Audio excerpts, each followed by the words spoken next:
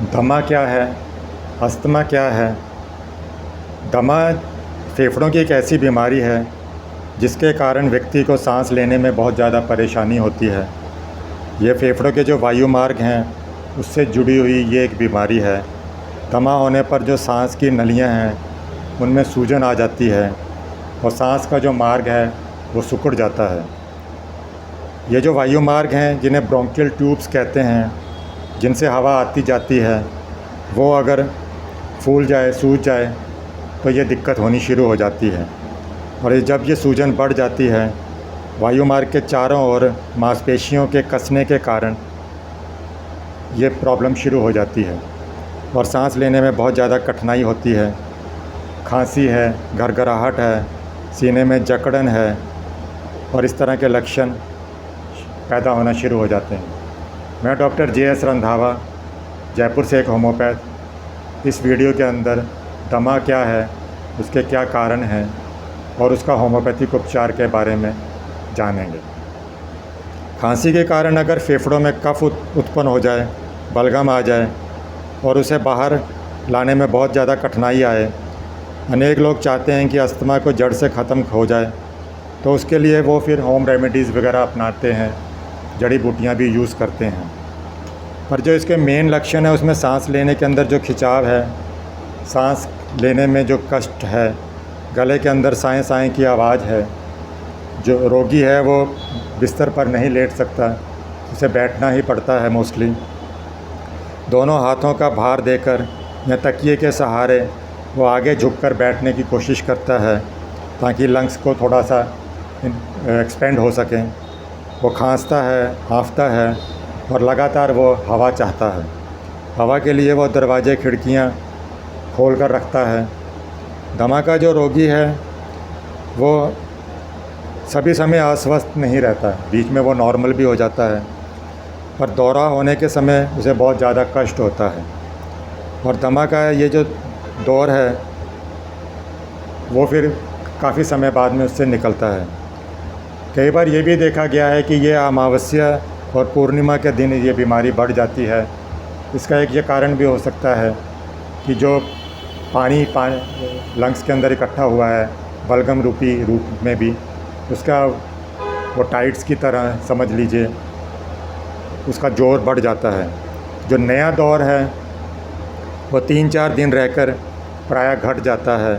दमे का रोगी है वो सहज भाव से फिर सांस लेना शुरू कर देता है, पर सांस छोड़ते समय उसे थोड़ी तकलीफ़ मालूम होती है और कई बार उसे स्पाज़्म भी आ जाते हैं, फिट्स भी पड़ सकते हैं, दौरा भी पड़ सकता है। चेस्ट पर इसकी परीक्षा ऑस्कल्टेशन द्वारा, स्टेथोस्कोप द्वारा करते हैं। जब व्हीजिंग साउंड्स आती है, जो एक सौं सौं की आवाज़ है, वो इसमें सुनाई दे। और ये बीमारी के साथ अगर ब्रोंकाइटिस है तो सिबिलेंट सोनोरस रंकाइज वगैरह हैं वो सुनाई देते हैं। कबूतर के बच्चे की तरह की आवाज़ सुनाई देती है, सीटी बजने की तरह की आवाज़ सुनाई देती है। दमा की जो बीमारी है अक्सर 2 प्रकार से अधिक दिखाई देती है। एक तो ये स्पाज़मोटिक है, दूसरी ये ब्रोंकियल है। ये दोनों ही तरह की बीमारियां जो ब्रोंकियल ट्यूब की जब राह है वो सिकुड़ जाती है तो होती है। इससे हवा फेफड़ों के अंदर इजीली जा नहीं सकती। सांस लेने छोड़ने में खिंचाव, तकलीफ़ महसूस होती है। किसी रोगी को दमे का दौरा बहुत जल्दी पड़ता है और किसी को महीने में 1 आध बार ही पड़ता है, या जब सीज़न्स चेंज होते हैं, बरसातों के अंदर भी हो सकता है। किसी को 7-8 महीनों के बाद में भी ये दौरा हो सकता है और कई बार ये जल्दी भी होता है। इसमें हार्ट की बीमारी, ड्रॉप्सी आदि भी बीमारियां बाद में हो सकती हैं। डाइट ऑफ दमा जो है, इसके अंदर रोगियों को जल्दी और हल्की पचने वाली चीज़ें देनी चाहिए। हमेशा पेट कुछ खाली रखें। रात के समय में हल्का भोजन लें। सूर्यास्त के बाद में कोई भी चीज़ चबाकर खाना मोस्टली इसमें मना ही करते हैं। दमे के साथ में अगर ब्रोंकाइटिस है और ब्रोंकियल एज़मा वाले जो पेशेंट्स हैं उनको सर्दी ना लग जाए तो उन्हें गर्म कपड़े पहना कर रखने चाहिए। स्नान के लिए जितना सहन हो सके उतना गर्म पानी से उसको कराएं। नदी तालाब वगैरह के अंदर ना ले जाएं उसको, वहाँ मत नहाए वो। जो ब्रोंकियल दमा है, अस्थमा है, उसके अंदर नित्य ठंडे पानी से नहीं नहाना चाहिए। बीच बीच में सीना, पीठ को छोड़कर गर्म पानी के साथ में उसको स्पंजिंग भी कर सकते हैं। इस तरह से उसे थोड़ी फ्रेशनेस भी आएगी। होम्योपैथी जो मेडिसिन्स हैं वो सिमलिया के हिसाब से ही चयन की जाती हैं। जो ब्रोंकियल एक्जिमा है, अस्थमा है, उसके अंदर आर्सेनिक, ग्रेंडेलिया, इपिकॉक और सल्फ़र बहुत अच्छी लाभदायक हैं। स्पाज़मोटिक अस्थमा के अंदर क्रूपमेट, ग्रेफाइटस, ग्रेंडेलिया, इपिकॉक, मस्कस, सैम्बुकस, स्ट्रेमोनियम बहुत अच्छा कार्य करेगी। जो कार्डियक अस्थमा है उसके अंदर हार्ट की प्रॉब्लम भी साथ में होती है, तो ग्रेंडेलिया, एकोनाइट, ऑरोमेट, फॉस्फोरस आदि कार्य करती हैं। हे फीवर के साथ में अगर अस्थमा है तो सैम्बुलस और मस्कस कार्य करेगी। हिस्टीरिया के साथ में है तो मस्कस कार्य करती है। हे फीवर के साथ में नेज़ा, सेंगुनेरिया और एरेलिया अधिक कार्य करती है। दमा का दौरा है वो मोस्टली रात को 12 बजे के बाद और दिन को 12 बजे के भीतर बढ़ता है। तो इसके लिए एंटीमटाट, आर्सेनिक, चिनियम आर्स, कालीकार, नक्स मस्केटा, सैम्बुकस, जिंजीबर, सौ नहीं हो सकता है, हाँफता है तो फिर कार्बोवेज कार्य करेगी। सांस लेने में अगर उसको कष्ट है तो हाइड्रो एसिडिक और एरेलिया रेसिमोसा इसमें कार्य करती है। पर अगर सांस छोड़ने में तकलीफ़ है तो आर्सेनिक कार्य करेगी। कालीफॉस इसके अंदर 6X के अंदर डॉक्टर सुजलर्स कहते हैं कि बहुत ही अच्छी दवा है। इसको हम लोग 2-3 ग्रेन के अंदर या 4 से 6 जो उसके ग्लोबुल्स हैं वो ले सकते हैं और इसको रिपीट भी कर सकते हैं। जो एंटीमटाट है 30-100 के अंदर जब गले में साएँ साएँ की आवाज़ हो, घड़ की आवाज़ हो, चेहरे और मुंह उसमें नीला पड़ जाए, साइनोसिस हो जाए।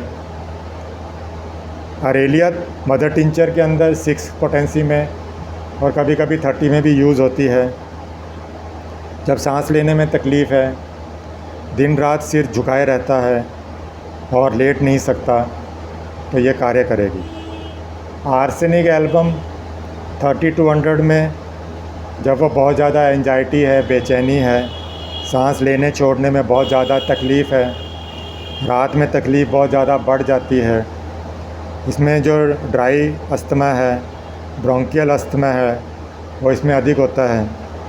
क्रूपमेट 30-100 में बीमारी जब एकाएक हमला करती है और एकाएक ही बंद हो जाती है, आक्रमण के समय चेहरा नीला पड़ जाता है और जो गले की ट्रैकियाँ हैं उनके अंदर वो सूख जाती हैं, संकोचन होता है, उसमें सांस लेने में बहुत तकलीफ़ होती है, दस्त हो सकती है, नोज़िया वॉमिटिंग हो सकती है, हाथ पैरों में क्रैम्प्स आ सकते हैं।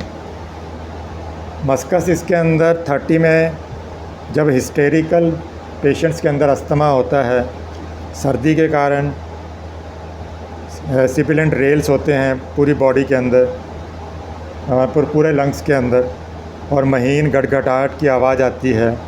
रोगी डरता है कि सांस रुक जाएगी, सीने में क्रैम्प से ऐंठन आ जाती है।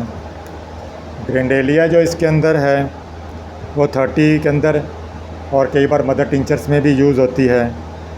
जब रोगी कई वर्षों से इस रोग को धारण किया हुआ हो, क्रोनिक अस्थमा हो, इन्फ्लुएंज़ा के कारण भी अगर उसको दमा हुआ हो, ज़रा सी सर्दी लगने से सांस लेने में तकलीफ़ बढ़ जाती हो, अंत में जो दमे का जो खिंचाव है वो बहुत ज़्यादा हो, तो ये बहुत अच्छा फ़ायदा करेगी। सीने में बहुत ज़्यादा लार्ज कोर्स बबलिंग रेल्स हों, सिबिलेंट रेल्स हों तो ये कार्य करती है। बहुत ज़्यादा मात्रा में गोंद वाला लसदार बलगम निकलता हो, हमेशा धीमा धीमा जी मचलता हो, हार्ट के अंदर भी कमज़ोरी महसूस होती हो, तो ग्रेंडेलिया रोबस्टा बहुत अच्छा कार्य करेगी। इपिकाग 3200 के अंदर जब ब्रोंकियल अस्थमा के साथ में सीने में बहुत ज़्यादा गड़गड़ाहट की आवाज़ हो और ब्रोंकाइटिस के लक्षण भी मिलते हों, रोगी इसमें बेहोश सा हो जाता हो, नोज़िया वॉमिटिंग हो, उसके साथ में बलगम भी निकलती हो, तो ये कार्य करेगी। ब्रोमिन 30 जब अकड़न के साथ खिंचाव हो, सीने की सांस रुक गई हो ऐसा मालूम होता हो,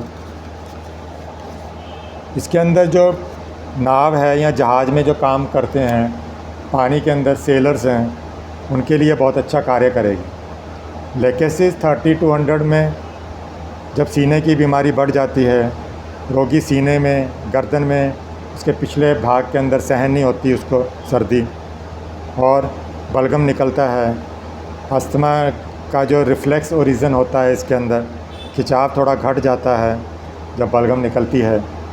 नक्स वोमिका पल्सटिला इसके अंदर तब कार्य करेगी जब इसके अंदर अजीर्ण के साथ में, पेट की गड़बड़ी के साथ में दमा आता हो। सैंगुनेरिया के अंदर इसके अंदर बुखार के साथ में अगर दमा है।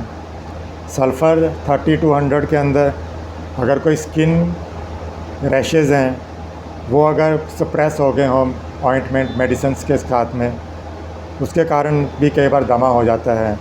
इसके अलावा अगर ब्रोंकाइटिस साथ में है, सांस लेने रुकने की आशंका हो, शाम के समय ये सारे उपसर्ग बढ़ जाते हों, सफ़ेद पीले रंग का बलगम है, बीमारी ठीक एक समय आक्रमण करती हो, प्रति 8 बजे 8 दिन के अंतराल पर, और प्रातःकाल आक्रमण ज़्यादा हो तो सल्फ़र कार्य करेगी। इसके अलावा एकोनाइट मदर टिंचर 3x 6x के अंदर भी यूज़ हो सकती है। ये जो 4-6 बूंदें हैं, इसको 3-4 औंस के अंदर पानी के अंदर मिलाकर उसको शेक करके उसके 1-2 चम्मच आप लोग ले सकते हैं 1-1 घंटे के अंतराल पर। कैनाबिस इंडिका मदर टिंचर, ये भी 5-6 बूंद 4 औंस पानी के अंदर मिलाकर हर 2-2 घंटे से 1-2 चम्मच ले सकते हैं। सेम्बुकस मदर टिंचर 30 पोटेंसी में भी ले सकते हैं, खिंचाव घट जाए तो इसके लिए बहुत अच्छा ये फ़ायदा करेगी। ब्लैटा और एंटेलिस इसके अंदर, ये होम्योपैथी के अंदर अस्थमा की बहुत ही श्रेष्ठ मेडिसिन है। बहुत दिनों तक अगर कोई रोग है और इसका फिर सेवन थोड़ा लंबे समय तक आप करें और तुरंत घटाने के लिए इसको हम लोग मदर टिंचर के अंदर यूज़ करते हैं और फिर बाद में इसको 30 पोटेंसी में यूज़ करते हैं। फिटकरी भी इसके अंदर, दमा के अंदर 10 ग्रेन जीभ पर रखने से भी कई बार इसके अंदर आराम आ जाता है। आर्सेनिक 200 के अंदर दें तो कई बार ये बहुत अच्छा फ़ायदा करती है। क्रॉनिक अस्थमा के अंदर इसके अंदर पोटेशियम आयोडाइड जो मेडिसिन है उसके भी कई बार ग्रेन के अंदर भी वो मिल जाती है, तो 5 ग्रेन भी ले सकते हैं और उसको थोड़ा पानी के अंदर मिलाकर उसे दिया जा सकता है। होम्योपैथी के अंदर इसको काली आयोड कहते हैं, जो 6 पोटेंसी के अंदर यूज़फुल होगी। स्ट्रेमोनियम बेलाडोना और भी इसके अंदर खिंचाव के अंदर बहुत अच्छा कार्य करती है। अगर दमा के साथ में पसीना बहुत ज़्यादा आता हो, उसे हवा अच्छी लग रही हो, पंखा अच्छा लग रहा हो, तो कार्बोवेज कार्य करेगी। लोबेलिया इसके अंदर 2x 3x के अंदर दमा के अंदर जब खिंचाव हो तो ये बहुत अच्छी दवा है। इसको उच्च शक्ति के अंदर 200 1m के अंदर भी इस्तेमाल कर सकते हैं। एमाइल नाइट्रेट, ये 5-6 बूंदें रुमाल के अंदर रखकर उसको सूंघ सकते हैं, उसको, इससे भी दमे के अंदर आराम मिलता है। ये इन्हेलेशन के लिए बहुत अच्छी दवा है। इसको 30 पोटेंसी के अंदर इंटरनल भी दे सकते हैं। अस्थमा के अंदर जब तकलीफ़ बहुत ज़्यादा हो जाए एकदम आरोग्य नहीं होती, थोड़ी रुक जाती है। दमा की जो भी मेडिसिन्स बताई गई हैं वो किसी योग्य चिकित्सक की सलाह पर ही लें। अस्थमा के अंदर इतना ही। Thanks for watching.